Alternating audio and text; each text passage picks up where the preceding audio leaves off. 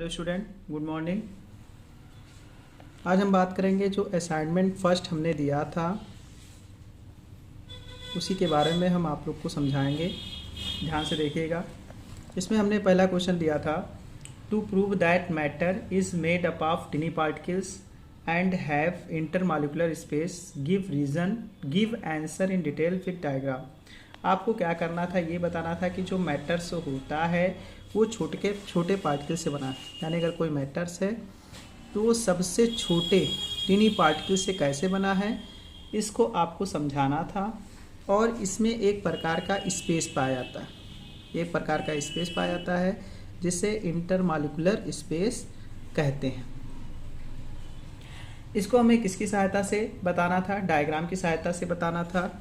फिर इसमें आपको आंसर लिखना क्या था? आपको लिखना था मटेरियल रिक्वायर्ड आपको लिखना था पहले। और फिर इसमें आपको क्या क्या मटेरियल की ज़रूरत होती है? बीकर्स की ज़रूरत होती है। और उसके बाद इसमें बताया गया कि आपको मटेरियल रिक्वायर्ड में बीकर लेना है, वाटर लेना है, साल्ट लेना है और शुगर लेना है, ग्लास रॉड लेना है और मार्कर लेना है। फिर इसमें प्रोसीजर है, उसको हम समझा देना आप लोगों को। प्रोसीजर में बताया गया कि take a 100 ml beaker half filled with water and mark the initial water level with the help of marker. आपको क्या करना है, 100 ml बीकर जो आधा भरा हो पानी से, उसको हमें मार्क कर देना है। किससे? मार्कर से। और वाटर लेवल हमें मार्कर की सहायता से उसमें टिक कर लेना है। अब उसके बाद दूसरा इसमें प्रोसीजर बताया गया कि देन ऐड ए टीस्पून। फिर हमें क्या करना है, एक चम्मच से चीनी लेना है या फिर साल्ट लेना है और उसको इसमें डाल देना है। And stir with the help of the glass rod, और इसको ग्लास रॉड की सहायता से उसमें मिलाना है। तीसरा इसमें पॉइंट बताया गया, mark the water level after the disappearance of the solute. और फिर हमें क्या करना है, जो वाटर लेवल है उसके बाद हम देखेंगे कि इसमें कुछ कमी आई या नहीं आई, इसको हम डिस्क्राइब करेंगे। ठीक है, तो फर्स्ट ऑफ ऑल हमें क्या करना है, हमें मार्क करना है मार्कर से। और फिर क्या करना है, टीस्पून से हमें क्या करना है, ऐड करना है शुगर और साल्ट। उसके बाद हमें क्या करना है, वाटर लेवल को मार्क करना है। तो ये बुक में आपके है, बुक से आप बढ़िया से लिख लीजिएगा और इसका फिगर भी बना लीजिएगा। अब जब इसमें चीनी या जो नमक था वो पूरी तरह से घुल गया, तो अब इसका ऑब्जर्वेशन आएगा। ऑब्जर्वेशन इसमें बताया गया कि water level does not change. यानी जो वाटर लेवल है, water level does not change. तो इससे ये कंफर्म हो गया कि जो इंटर मॉलिक्यूलर स्पेस है वो मैटर्स में पाया जाता है, और जो टिनी पार्टिकल्स हैं वो टिनी पार्टिकल से ही मैटर्स का निर्माण होता है। अब दूसरा क्वेश्चन जो हमने दिया था वो था define matter can neither be created nor be destroyed. यानी ना तो पदार्थ बनाया जा सकता है कभी और ना ही पूरी तरह से नष्ट किया जा सकता है। इसको हमें डिस्क्राइब करना था। तो इसका आंसर क्या होगा, आपको बस इतना लिखना था, matter can neither be created nor be destroyed, it can only, आपको लिखना था it can only change into one form to another form. यानी एक रूप से दूसरे रूप में ये कन्वर्ट हो जाता है। तीसरा क्वेश्चन इसमें था, बताया गया था, व्हाट आर कैरेक्टरिस्टिक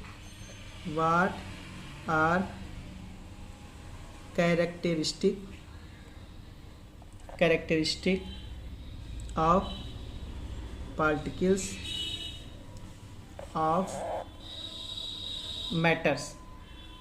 यानी कहा गया कि जो मैटर्स के पार्टिकल्स हैं उनके गुण क्या हैं या उनके लक्षण क्या हैं, इसको समझाइए।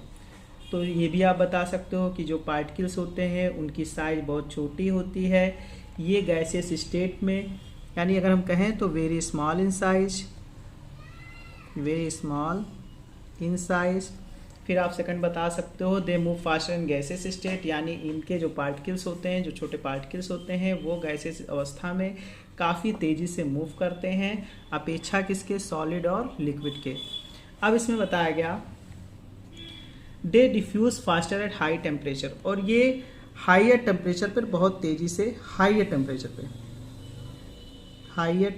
पे बहुत तेज़ी से डिफ्यूज़ भी होते हैं ये पार्टिकल्स। अब उसके बाद नेक्स्ट क्वेश्चन हमने दिया था आप लोगों को, एक डायग्राम था, उसमें उस क्वेश्चन का नाम है name A B and C and F in the following diagram showing changes in its state. हमें उसकी अवस्था में जो परिवर्तन हो रहा था उसको बताना था। कुछ इस तरीके का डायग्राम था, यहाँ सॉलिड लिखा हुआ था और यहाँ पर ए, यहाँ पर डी, फिर लिक्विड था, फिर यहाँ पर बी और यहाँ पर क्या था, सी था। अब उसके बाद यहाँ पर गैस स्टेट था और इसको ऐसे करके जोड़ दिया गया था।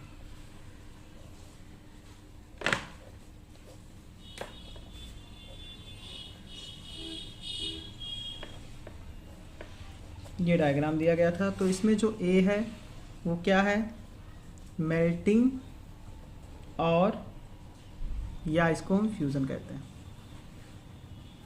बी इसमें क्या था, बी इसमें था एवापोरेशन और वेपराइजेशन, इवापोरेशन और वेपराइजेशन। सी इसमें क्या था, कंडेंसेशन और लिक्विफिकेशन। उसके बाद डी क्या था, फ्रीजिंग और सॉलिडिफिकेशन। ई क्या था, सब्लिमेशन,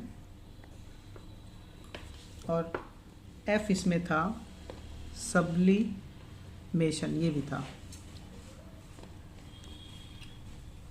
उसके बाद इसमें आपको बताना था कि फ्यूज़न और मेल्टिंग क्या होता है, फ्यूज़न और मेल्टिंग क्या होता है। तो इसमें कहा गया था process of a matter from the solid state to its liquid state at specific condition of temperature and pressure is called fusion या मेल्टिंग। यानी कहा गया कि वह प्रक्रिया पदार्थ की जो सॉलिड स्टेट से लिक्विड स्टेट को स्टेट में कन्वर्ट हो जाए, यानी सॉलिड से किस में कन्वर्ट हो जाए, लिक्विड स्टेट में कन्वर्ट हो जाए, लिक्विड स्टेट में कन्वर्ट हो जाए। और इसके लिए एक हमें क्या चाहिए, स्पेसिफिक कंडीशन चाहिए और कुछ ना कुछ टेम्परेचर चाहिए और प्रेशर चाहिए। ये इसी को क्या कहते हैं हम, फ्यूज़न या मेल्टिंग कहते हैं। नेक्स्ट है इवापोरेशन। इवापोरेशन मीन्स होता है वाष्पीकरण, यानी ऐसी प्रक्रिया जिसमें जो मैटर्स है वो लिक्विड स्टेट से किस में कन्वर्ट हो जाए। इवापोरेशन में क्या होगा कि लिक्विड से किस में कन्वर्ट हो जाए, लिक्विड से वेपर या गैसियस स्टेट में कन्वर्ट हो जाए, तो उसको हम क्या कहते हैं, इवापोरेशन कहते हैं। जबकि फ्रीजिंग में क्या होता है कि यानी किसी भी लिक्विड को, किसी भी पदार्थ को लिक्विड स्टेट से डायरेक्ट क्या किया जाए, सॉलिड में कन्वर्ट कर दिया जाए, सॉलिड में कन्वर्ट कर दिया जाए, सॉलिड स्टेट में कन्वर्ट कर दिया जाए, तो इसे हम फ्रीजिंग कहते हैं। जबकि सब्लिमेशन क्या होता है, सब्लिमेशन ऐसी प्रक्रिया है जो सॉलिड अवस्था से डायरेक्ट गैसेस अवस्था में कन्वर्ट हो जाए, सॉलिड स्टेट से डायरेक्ट गैसेस स्टेट में कन्वर्ट हो जाए। अब इसका सबसे बढ़िया एग्जांपल नमक है, यानी साल्ट।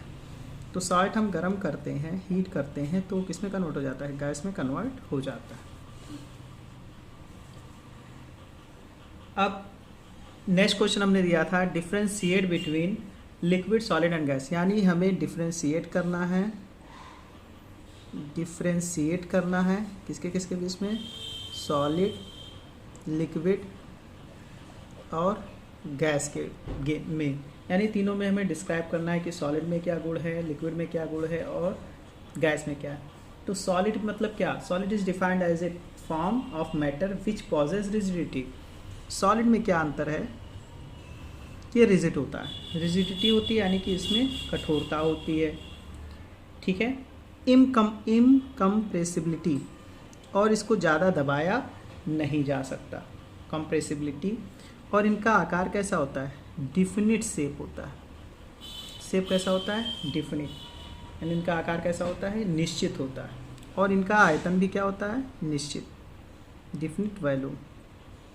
जबकि लिक्विड की हम बात करें तो लिक्विड जो है ये भी क्या है, पदार्थ का रूप है, लेकिन इसका ना तो कोई चीज़ फिक्स नहीं होता, no fix of volume and shape, कुछ भी इसका कंफर्म नहीं है। और गैस जो है, गैस के जो पार्टिकल्स होते हैं ये भी क्या होते हैं, हाई कंप्रेसिबिलिटी होती है, इसमें होती है, यानी इनको हम दबाकर लिक्विड में कन्वर्ट कर सकते हैं, किसमें, लिक्विड में कन्वर्ट कर सकते हैं, लेकिन इनका कोई आकार और कोई भी आयतन नहीं होता, नो डिफिनिट शेप और डिफिनिट वैल्यूम। इतने सारे क्वेश्चन हो गए असाइनमेंट फर्स्ट के, इसको आप बढ़िया से कर लीजिएगा, टफ नहीं है। इसमें कुछ क्वेश्चन और बच रहे हैं, जैसे अब इसमें बच रहा है effect change of temperature explain, यानी कि क्या परिवर्तन होता है अगर हम टेम्परेचर को कम ज़्यादा करते हैं। और नेक्स्ट क्वेश्चन है describe in short term fusion, solidification, vaporisation, condensation. Condensation आप समझ लीजिए, कंडेंसेशन क्या होता है, बाकी तो सारी चीज़ें हमने बताई ही दी। कंडेंसेशन में होता क्या है, कंडेंसेशन में जुड़ना, यानी कोई भी मैटर्स है तो वो आपस में जुड़ जाए तो उसे हम कहते हैं संघनन। संघनन यानी कि आप ऐसा भी कह सकते हो कि आपका वाटर था, ठीक, इसको आपने बॉइलिंग पॉइंट इसकी बढ़ाई और ये उबलना स्टार्ट हो गया, उबलने के बाद ये किस में कन्वर्ट हो गया, वेपर में, यानी भाप में कन्वर्ट हो गया।